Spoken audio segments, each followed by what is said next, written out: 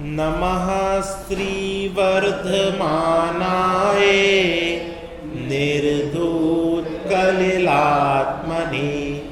सालोकानां त्रिलोकानां यद्विद्यादर्पणायते।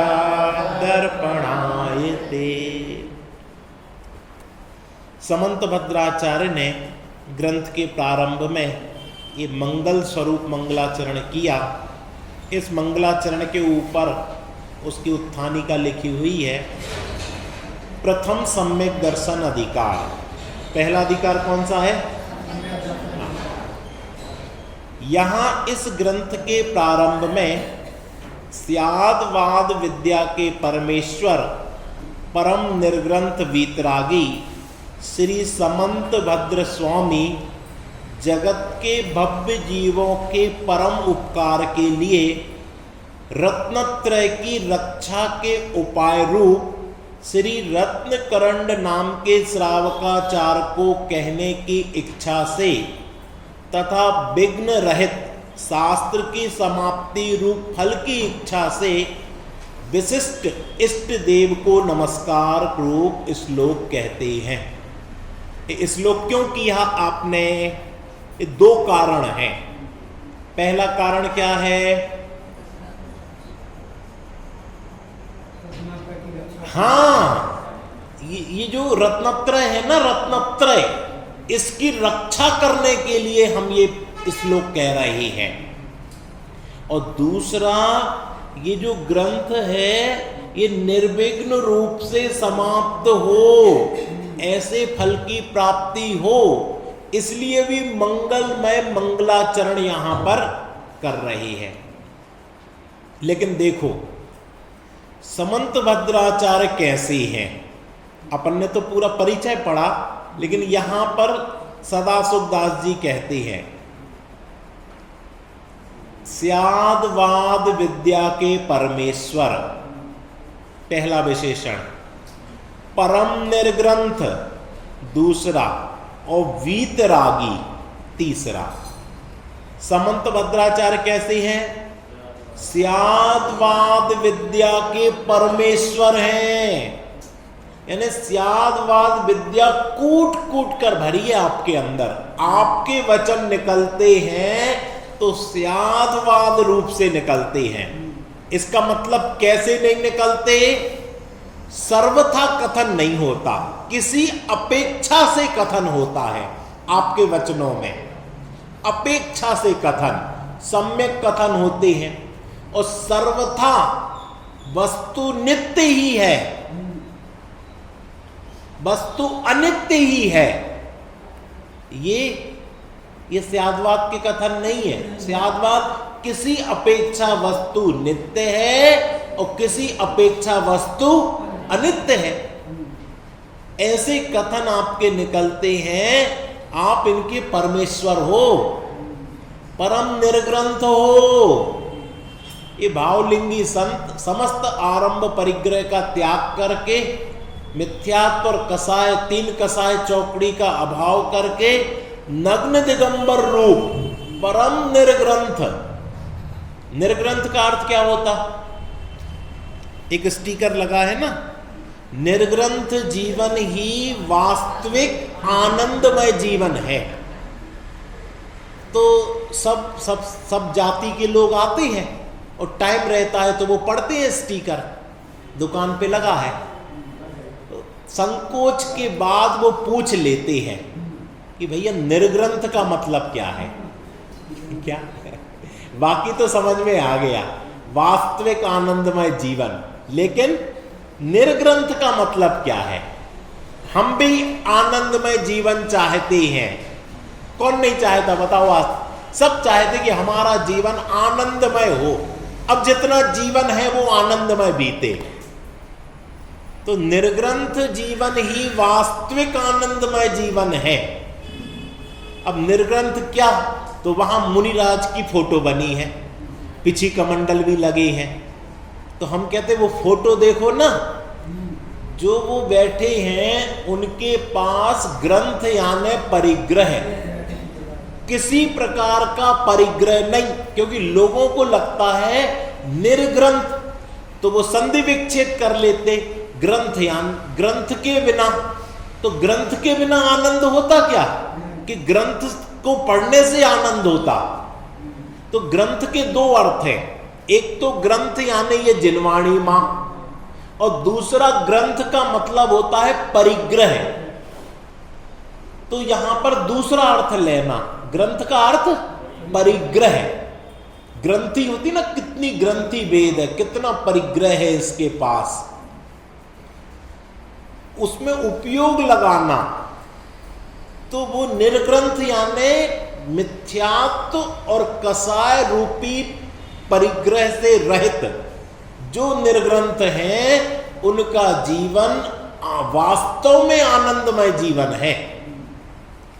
तो समंत भद्राचार्य निर्ग्रंथ नहीं, परम निर्ग्रंथ है, परम निर्ग्रंथ। तो इनका जीवन तो परम आनंदमय है। भविष्य में तीर्थंकर बनना है, तो वर्तमान का जीवन उनका परम आनंदमय है। वीतरागी, समस्त राग बीत गया, ऐसे तो अरहंत देव हैं, लेकिन ये भी उन्हीं के मार्ग पर आगे चलने वाले हैं। इसलिए 3 कसाय चौकड़ी जितना राग इनका भी बीत गया है, 1 कसाय चौकड़ी का राग बचा है। तब तो ये लिख रहे शास्त्र, ये शास्त्र क्यों लिख रहे, आनंद करते ना। ये आनंद के बीच में आपने शास्त्र लिखने की क्यों सोची, कि वो अभी संजुलन का राग मौजूद है ना। वो संजुलन के राग के वशीभूत होकर ये एक एक श्लोक लिखा जाएगा, एक एक श्लोक। लेकिन साहब वो संसार बढ़ाने का राग नहीं है। वो कौन सा राग है, संसार घटाने का राग, संसार को अभाव करने का राग है। इसलिए उसको वीत राग की श्रेणी में डाला। उस सम्यक दर्शन हो जावे लोगों को, लोग अपने स्वरूप को समझ जावे, अपनी संपत्ति को पहचान लेवे, ये इसको वीतराग के ही मार्ग में डाला। इसलिए सदाशिवदास जी ने क्या लिखा, परम निर्ग्रंथ वीतरागी। वो अपने जैसा बना लेना चाहते थे। ऐसे समंत भद्र स्वामी जगत के भव्यों के परम उपकार के लिए, ये क्यों लिखा आपने ग्रंथ रत्नकर्ण श्रावकाचार, क्यों लिखा, इस जगत में जो भव्य जीव है ना, उनका परम उपकार हो। हमारा परम उपकार, अपने आप को भव्य मानते कि नहीं मानते, भव्य मतलब कि जिस जीव के हृदय में जिनवाणी सुनते समय प्रसन्नता का भाव हो, कि ये मेरे हित की बात है, इससे मेरा कल्याण होगा, मैं सुखी होऊंगा, ऐसा जिसको लगता हो वो भव्य है। जिसने प्रसन्नता से ये बात सुनी हो, ये मेरी बात है। ऐसा नहीं कि मुझे परीक्षा देनी है तो मुझे तो पढ़ा दो जल्दी से, बस हम संधि विच्छेद समझ लें, समास समझ लें, अर्थ समझ लें, लिख दें, एग्जाम दे दें, वो भव्य नहीं है। भव्य कौन है, जिसने ऐसे पढ़ा हो कि ये मेरी बात है, इससे मेरा कल्याण होगा, इससे मुझे अपने स्वरूप की प्राप्ति होगी। आज अपन ने कौन सी पूजन की, पंच परमेष्टि पूजन में अर्घ का छंद कितना जोरदार है। क्या है, नहीं, अर्घ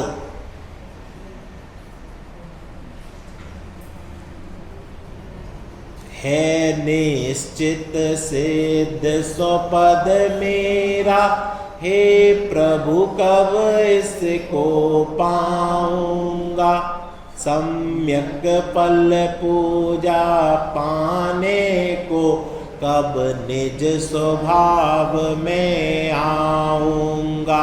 अपने स्वरूप की प्राप्ति हेतु हे प्रभु मैंने की है पूजन। तब तक चरणों में माथ रहे, जब तक ना प्राप्त हो मुक्ति सदन। फल का होगा जी है? नहीं, अपने स्वरूप की प्राप्ति हेतु हे प्रभु मैंने की है पूजन। अब बताओ पूजन हे है कि उपाधि? लोग कहते हैं ना पूजन शुभ भाव है, हे है, बंध का कारण है, राग है, आग है। अरे भैया बोल क्या रहा है पूजन में? अपने स्वरूप की प्राप्ति हेतु हे प्रभु मैंने की है पूजन। हे भगवान आपकी पूजन आपके लिए नहीं की, आपको पूजन की जरूरत भी नहीं है। जरूरत है? वो तो परिपूर्ण हो चुके हैं। हमारी पूजन से कुछ आप पूर्ण हो जाओ, आपको जरूरत नहीं है, हमें जरूरत है। हमारी परिणति में राग मौजूद है, कसाय मौजूद है, क्रोध मौजूद है, छल कपट मौजूद है। इसलिए हम अपनी परिणति में आपकी पूजन करके आप जैसी वीतरागता प्रकट कर लेवे, आप जैसी दृष्टि हमारी भी हो जावे, अपने स्वरूप को हम पा जावे। इसलिए भगवान आपकी पूजन की है। पढ़ो तो ये पूजन को हे कहने वाले पूजन पढ़ते ही नहीं है। क्या करना, वो तो हे है। अरे पढ़ो तो उसमें क्या वर्णन आया है, फिर तुम्हें लगेगा कि वो हे है कि उपाधि। जो कहते हैं ना, हाँ? क्या समझे कि तो ऐसे ही पढ़ रहा है, यह सुनी है कि सब ऐसे ही पढ़े। उसको अपने उसको सही है। ये लोग कहते हैं ये शरीर की क्रिया कर रहे हैं, एक द्रव्य उठा के एक द्रव्य, ये शरीर की क्रिया है। अरे भाई साहब वहां शरीर अकेला है कि आत्मा भी है? आत्मा है, आत्मा के परिणाम भी है कि नहीं है, भाव भी है कि नहीं है, वहां पे भाव भी चल रहे हैं। सम्यक दृष्टि पूजन करते हैं और पूजन में अपने परिणामों को संजोते हैं। और तुमने तो एक कैटेगरी में हे है और थोक में अपना संसार बढ़ा लिया। उनका जो होना वो तो होगा, तुमने तो अपना संसार बढ़ा लिया। इसलिए अपने स्वरूप की प्राप्ति के लिए हम ये रत्नकर्ण श्रावकाचार प्रारंभ कर रहे हैं।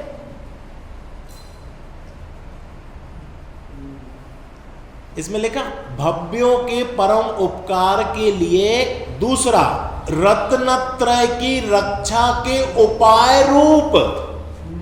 हम रत्नत्रय की रक्षा होगी क्यों? क्योंकि सम्यक दर्शन हो जाने के बाद काम खत्म नहीं होता। अब क्या करो? अब उसकी रक्षा करो। जैसे किसी की शादी हो जावे और बहू आ जावे, अब काम खत्म नहीं। अब उस बहू को सील की बाड़ लगाकर, 9 बाड़ लगाकर उसकी रक्षा करना। ऐसा नहीं कि वो कहीं भी कैसे भी घूमती फिरती रहे, कुछ भी कहीं भी जाती आती रहे, कुछ भी खाती पीती रहे, कुछ भी देखती रहे, नहीं, अब उसकी रक्षा करना। ऐसे ही ये जो ग्रंथ लिखा गया, इसमें रत्नत्रय की रक्षा करना, नहीं तो ये चला जाएगा। उपसम सम्यक दर्शन होने के बाद निश्चित छूटता है, निश्चित। और अगर तुम्हें पुनः उसको प्राप्त करना और उसकी रक्षा करना, तो तुम इस ग्रंथ का स्वाध्याय करना। और ग्रंथ का स्वाध्याय नहीं करना, इसके माध्यम से अपने स्वरूप में जमना, यह है रत्नत्रय की रक्षा। उसके उपाय स्वरूप रत्नकर्ण श्रावकाचार्य के कहने की इच्छा है। वो भी अपनी परिणति को संभालते हैं, समंत भद्राचार्य। और दूसरा कारण क्या है? विघ्न रहित शास्त्र की समाप्ति रूप फल की इच्छा, कि ये शास्त्र निर्विघ्न रूप से समाप्त हो। अब इसमें काय का विघ्न आ सकता? क्या विघ्न आ सकता? बहुत विघ्न आ सकते। रोग हो जाए तो शास्त्र पूरा ना हो, आयु पूर्ण हो जाए तो शास्त्र पूरा ना हो, व्यंतर आदि के उपसर्ग आ जावे तो शास्त्र पूरा ना हो। कई कारण हो सकते हैं। दुर्भिक्ष फैल जावे, रोग मरी दुर्भिक्ष ना फैले, राजा उपद्रवी हो जावे तो शास्त्र पूरा ना हो। तो हम ऐसा चाहते हैं कि ये शास्त्र पूरा हो, इसलिए मंगलाचरण किया। तो ये मंगलाचरण तो बहुत पावरफुल होगा। इस एक मंगलाचरण से तुम्हारे इतना बड़ा शास्त्र में कभी विघ्न नहीं आया।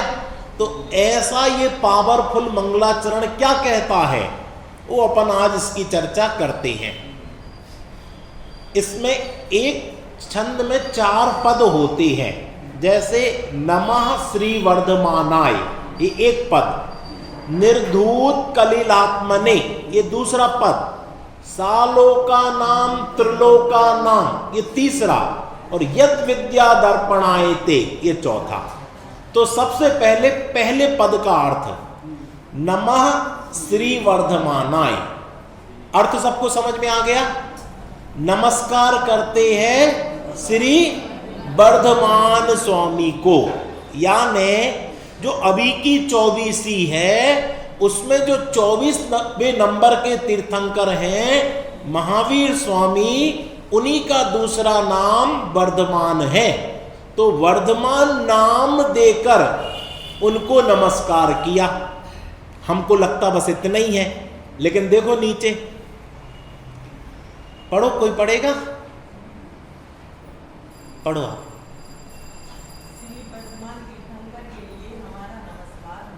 श्री अर्थात अंतरंग स्वाधीन, जो अनंत ज्ञान, अनंत दर्शन, अनंत वीर व अनंत से स्वरूप, अविनाशी लक्ष्मी और बहिरंग इंद्रादि देवों द्वारा वंदनीय, जो समोषण आदि लक्ष्मी सहित वृद्धि को प्राप्त हो रहे हैं, वे श्री वर्धमान अथवा अब समन्ता अर्थात समस्त प्रकार से वृद्ध अर्थात परम अतिशय को प्राप्त हुआ है, केवल ज्ञानादिमान अर्थात प्रमाण चिंता, वे श्री वर्धमान। वाह!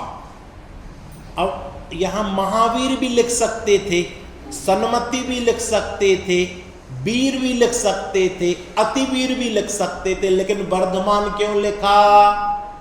क्योंकि हमें निरंतर वृद्धि चाहिए, और वर्धमान यानी निरंतर वृद्धि को प्राप्त होना, इसलिए वर्धमान शब्द डाला। ठीक है? श्री क्यों डाला? इस श्री के 2 अर्थ हैं। देखो, श्री वर्धमान तीर्थंकर के लिए हमारा नमस्कार हो। श्री अर्थात अंतरंग स्वाधीन, जो अनंत ज्ञान, अनंत दर्शन, अनंत वीर, अनंत सुख स्वरूप, अविनाशी लक्ष्मी। अविनाशी यानी जिसका कभी विनाश ना हो। अपन के पास जो लक्ष्मी है उसका क्या होगा? ध्रुव, स्थायी है। क्या होगा उसका बताओ? नाश हो जाएगा। अरे हमारी तो बिल्कुल गोल्ड में कन्वर्ट होके रखी है, तो नाश हो जाएगा। कि उसका नाश नहीं होगा तो तुम्हारा नाश हो जाएगा। उसका रूप नहीं बदलेगा। लक्ष्मी चंचल होती है, एक समय तक स्थिर नहीं रहती है। हम जिसको स्थायी समझ रहे हैं वो कब चलायमान हो जावे। ये पूर्व में तो आपने सुना होगा कि वो चल जाती थी आगे। खोदो नीचे, घड़े हों, और दूसरा व्यक्ति खोदने जाए तो कहते वो घड़ा आगे बढ़ गया, सरक गया, कहाँ गया पता नहीं। ऐसा होता था कि नहीं? होता है, यथार्थ बात है। अभी तो वो वीडियो आया ना, पत्थर में भी जीव होते हैं, जो जैन दर्शन कहता है वैज्ञानिक अब सिद्ध कर रहे हैं। कैसे सिद्ध कर रहे हैं? कि वो देखा कि पेड़ को काटो तो एज आती है, उसकी एज जो जितनी उसमें गूंथा रहता है, उससे उसकी एज पता लगती है। और वही जीन्स पत्थर के अंदर है, इससे उनकी एज पता लगती है। इसका मतलब कि पत्थर बढ़ रहे हैं, नए पत्थर पैदा हो रहे हैं। तो सम्मूर्छन है, अपने आप ही बढ़ते, कोई जन्म नहीं देता है। लेकिन आज वैज्ञानिक ये भी मानने को तैयार, इससे पता लगता कि जो हमारे निर्ग्रंथ वीतरागी संत है वो कभी झूठ नहीं बोलते, असत्य भाषण नहीं करते, केवल ज्ञान में जो यथार्थ स्वरूप आया है उसका कथन होता है। तो ये क्यों आया? क्योंकि अंतरंग लक्ष्मी, अनंत दर्शन, अनंत ज्ञान, अनंत सुख, अनंत वीर, ये अविनाशी लक्ष्मी है, कभी विनाश को प्राप्त नहीं होगी। और हम तो वो व्यापार बता रहे हैं कि तुम भी इस अविनाशी लक्ष्मी को प्राप्त करो, ऐसा व्यापार है ये। जगत का व्यापार तो लक्ष्मी को ह्रास करने वाला है, लेकिन ये धर्म का व्यापार वृद्धि को प्राप्त कराने वाला है। साहब आप कैसे कहते हो लक्ष्मी का ह्रास करेगा? उसमें तो लक्ष्मी बढ़ती है। आज 1 करोड़ है तो अगले साल 2 करोड़ होगी, फिर अगले साल 3 करोड़ होगी। तो आपको ज्यादा मेहनत करनी पड़ेगी, आपको ज्यादा टाइम देना पड़ेगा कि नहीं? तो आप अपने इस अनंत चतुष्टय से पास आओगे कि दूर जाओगे? कि इससे तो दूर जाओगे ना, इससे तो विमुख होते जाओगे ना। वास्तविक लक्ष्मी तो जे है, इसलिए ये कैसी है? अविनाशी लक्ष्मी, कभी विनाश को प्राप्त ना हो। अब जिसको इस बात का श्रद्धान हो वो इस लक्ष्मी की उपासना करे, और जिसको लौकिक लक्ष्मी का श्रद्धान हो वो लौकिक की उपासना करे। आप स्वतंत्र हैं, आप किसकी उपासना करना चाहते। दीपावली पे पूजन होती ना, किसकी पूजन होती? साहब लक्ष्मी की पूजन होती। अपन करते कि नहीं करते? कोई करता? सुबोध भैया लक्ष्मी की पूजन करते हैं? हाँ, हम वास्तविक अविनाशी लक्ष्मी की पूजा करते हैं। हम अनंत चतुष्टय स्वरूप, केवल ज्ञान को प्राप्त, मोक्ष को प्राप्त, मुक्त स्वरूप अविनाशी लक्ष्मी की पूजन करते हैं। कौन कहता हम लक्ष्मी पूजन नहीं करते? पर लक्ष्मी यानी क्या ये तो बताओ। ये लक्ष्मी जो अभी चली जाएगी, ये लक्ष्मी जो विनाशिक है, ये लक्ष्मी जिसके पाने में आकुलता, रखने में आकुलता और जाने में आकुलता, इसी ग्रंथ में आएगी। ये इतना जोरदार ग्रंथ है, आप पढ़ लेना इंडेक्स में खोलकर। धन का स्वरूप आज पढ़ना। धन कमाने में आकुलता, बताओ किसी को शांति से धन आ जाता? कितनी आकुलता से आता। फिर रक्षा करने में आकुलता, अब कोई चुरा ना ले जाए, इनकम टैक्स की रेट ना पड़ जाए, खर्च करने में आकुलता, और कोई चुरा ले जाए तो जाने में आकुलता।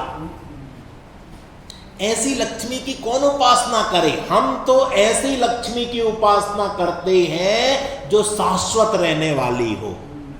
तो ये तो हो गई अंतरंग लक्ष्मी। और बहिरंग में भी, हाँ, बहिरंग इंद्रादिक देवों द्वारा वंदनीय जो समवसरण लक्ष्मी सहित वृद्धि को प्राप्त हो रहे हैं, वे श्री वर्धमान। आपको पहले बता दिया संसार में सबसे वैभवशाली जगह कौन सी है?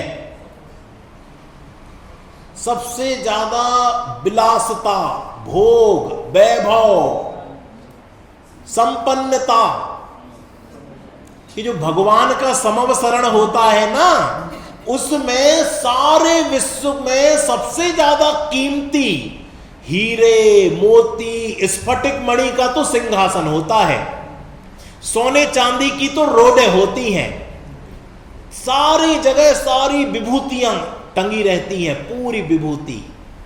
सुगंधित पवन चलती है, कंटक रहित जमीन होती है, सब ऋतुओं के फल फूल उगते हैं, बैर भाव दूर हो जाता है, बैर विरोध दूर हो जाता है।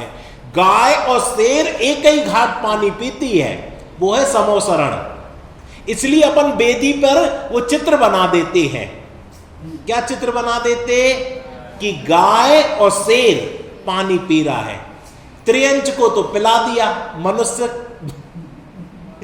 भगवान के समोसरण की मर्यादा हम मंदिर में भी रख पाते कि नहीं रख पाते?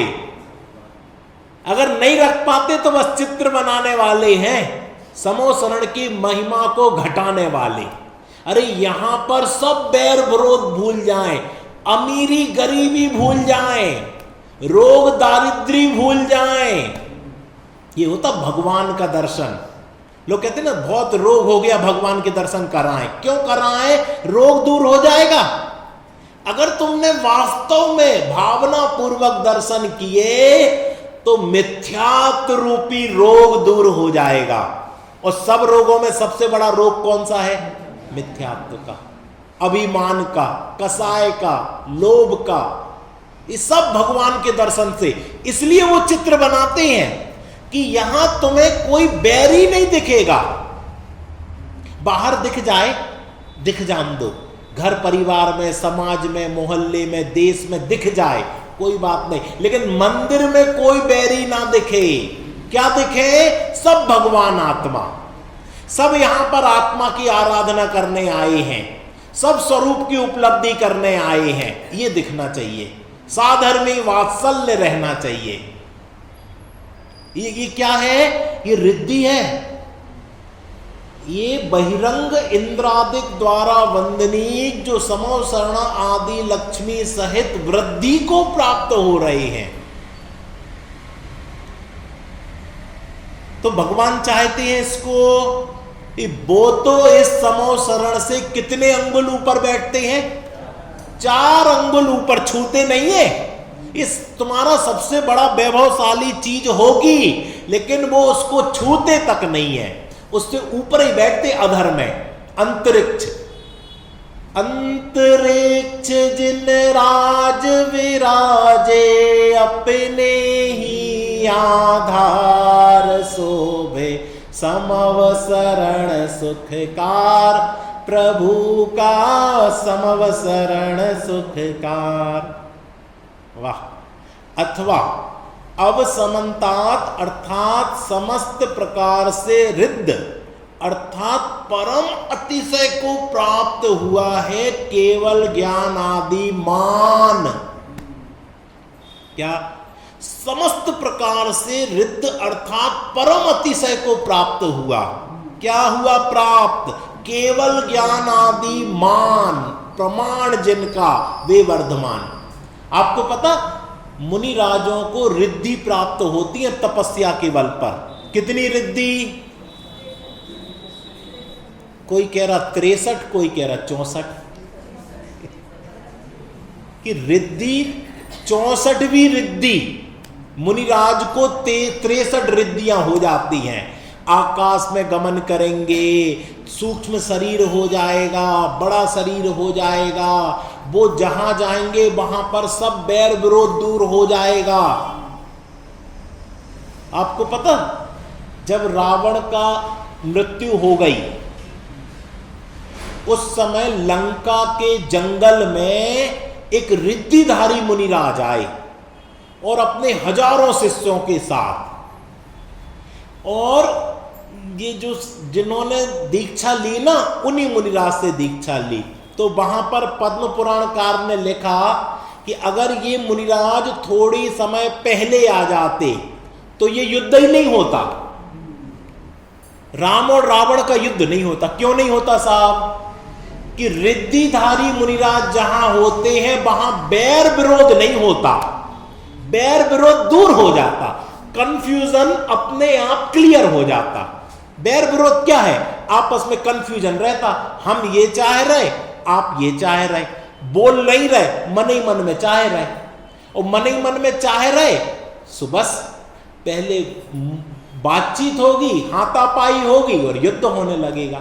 और वही बात बैठकर आपस में तुम क्या कह रहे पहले तुम बोलो, हम क्या कह रहे पहले हमारी सुनो, फिर रास्ता निकाल लो। तो ये मुनिराजों को रिद्धि होती है कि जहां वो जावे वहां पर लोगों के बैर और विरोध दूर हो जावे, लोग गले मिल जावे और सब खत्म हो जावे काम। तो वो मुनिराज बाद में आए, लेकिन 63 रिद्धि तो मुनिराज को हो गई।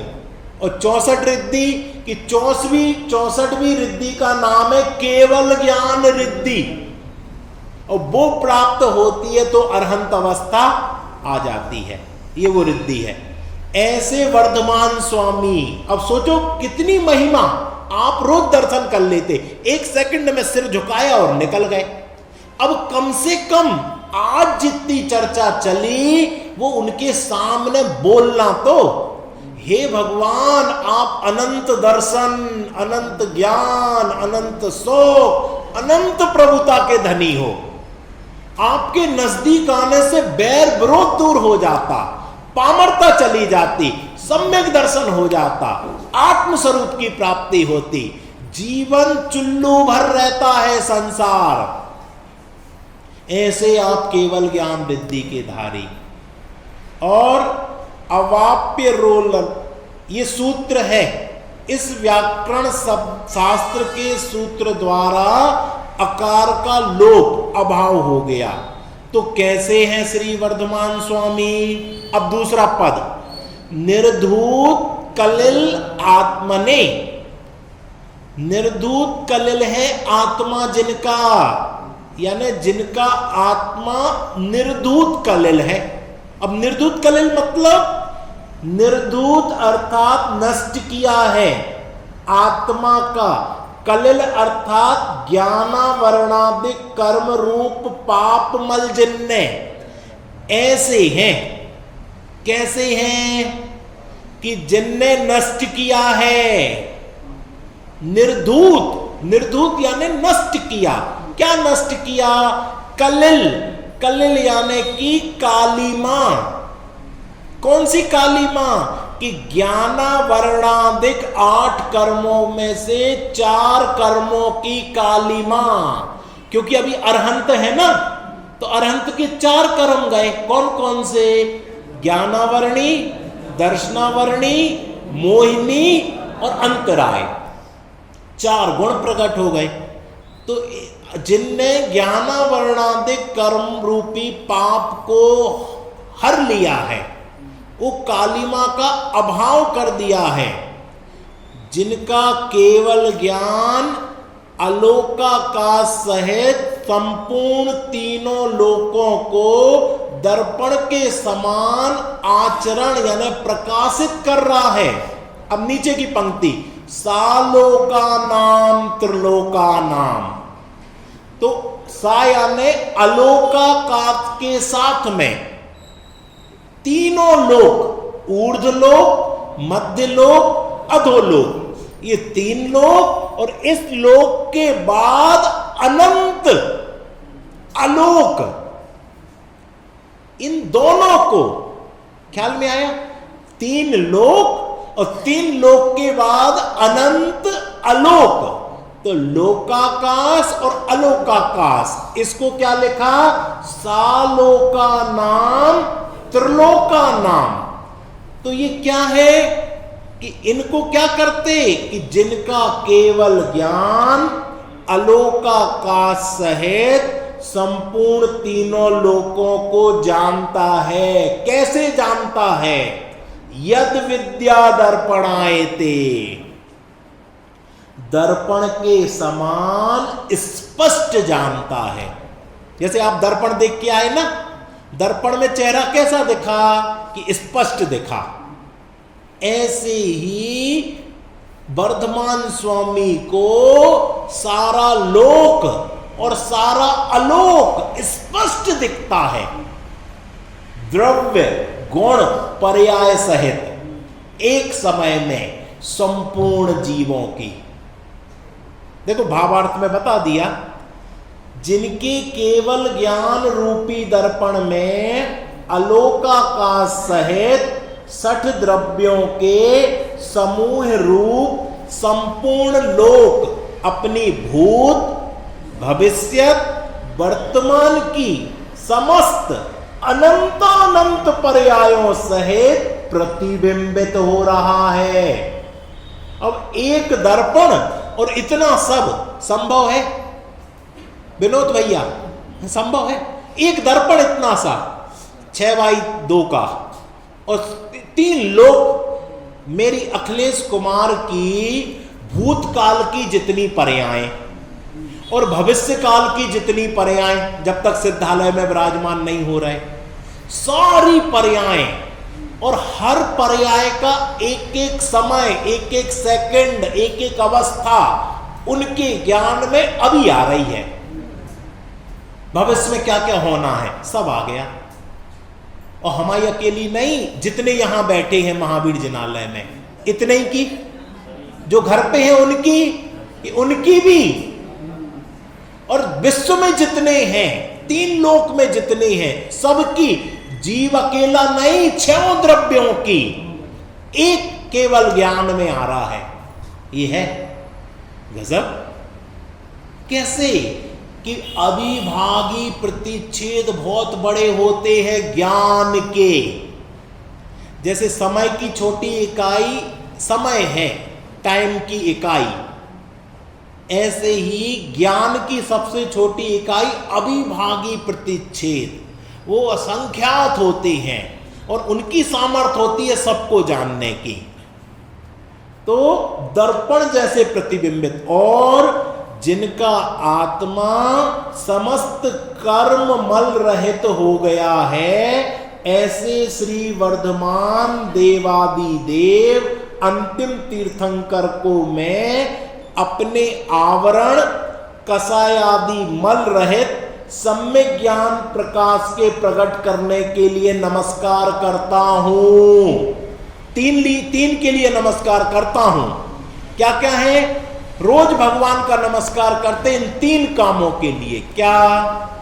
हे भगवान, मेरे आवरण, ज्ञानावरण, दर्शनावरण, मोहिनी अंतराय, कसाय आदि मल, इनसे मैं रहित हूं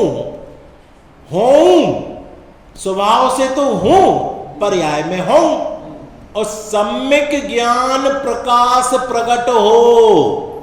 2 चीजों का अभाव और सम्यक ज्ञान प्रकाश प्रकट हो, इसके लिए क्या करता हूं? नमस्कार करता हूं। इस प्रकार से पहले श्लोक की चर्चा अपन ने की है। अगर आपको ये बहुत अच्छा लगा हो तो घर में 2-4 बार पढ़ना, मनन करना, चिंतन करना, भाव भासना करना कि वर्धमान स्वामी कितने महान हैं और हम भी कम नहीं हैं जो हम उनको नमस्कार कर रहे हैं, और उनको नमस्कार करके हम भी वर्धमान स्वामी जैसे बने। इसी मंगल भावना से अभी की बात पूरी होती है।